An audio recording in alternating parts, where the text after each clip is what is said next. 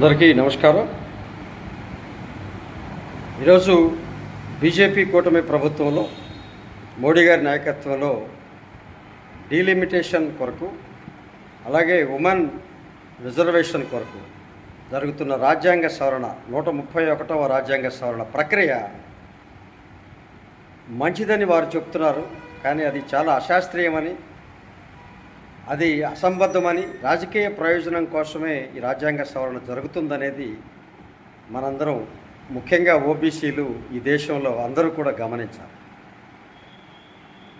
ఈ యొక్క delimitation senses 2011 ప్రకారం చేయడం, దాన్ని 2026 అనంతరం అమలు చేయడం, సెన్సెస్ తర్వాత గణన, ఇప్పుడు నడుస్తున్న గణన తర్వాత అమలు చేయడం, ఏమిటి ఈ యొక్క తేడా?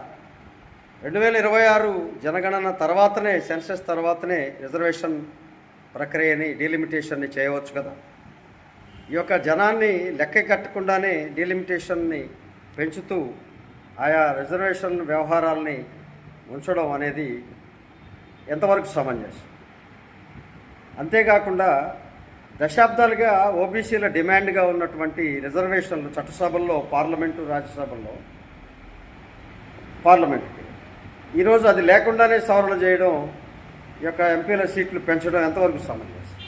అలాగే మహిళా బిల్లులో కూడా ఓబీసీ కోటా లేకుండా వీళ్ళని కొనసాగించడం ఎంతవరకు సమంజసం? దీన్ని చూస్తూ ఉంటే దశాబ్దాలుగా, మరికొన్ని దశాబ్దాలుగా ఈ యొక్క ఓబీసీలని, బీసీలని ఓటర్లుగానే ఉంచేదానికి ఈ యొక్క రాజ్యాంగ సవరణ ఉపయోగపడుతుందని మాత్రం మనం చెప్పవచ్చు. ఇదే రాజ్యాంగ సవరణని ఓబీసీల ప్రమేయం లేకుండా జరుగుతున్న ఈ ప్రక్రియని చూస్తూ చేతులెత్తుతున్న మన ఓబీసీ ఎంపీలందరూ కూడా సిగ్గుతో తల వంచుకోవాలి.